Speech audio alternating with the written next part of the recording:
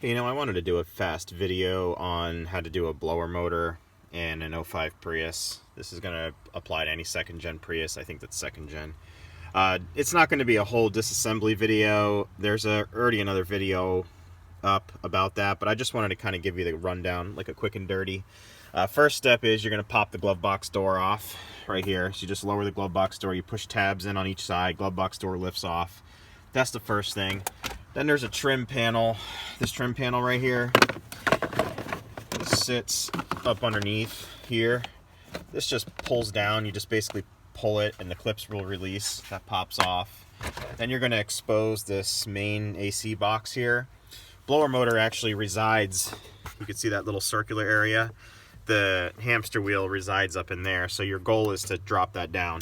So the only other thing you got to do, everyone says replace the cabin air filter. That slides out of this little thing here. Push these little tabs in on the sides, it'll release.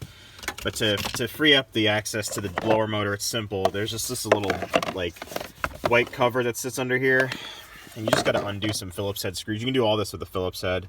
Phillips head screws all around here. You can kind of feel, there's 4, I think. 1, 2, 3, 4, 5. 5 Phillips head screws. This will just drop down, and then you can just get up underneath like this, and you'll be able to see that blower motor. So if I can kind of show you, it just kind of sits in here like this. You undo 3 screws and she comes down. So kind of a shitty video, but it's just a quick and dirty. That's how you do it. You just undo these 3 screws here, and there's a little plug. To release that plug, just take a little screwdriver. Let me kind of lean it up here. Take a screwdriver here, and you just go ahead and push it in here and pop it. It lifts out. Plug the new one in. Simple. So that's how you do a blower motor.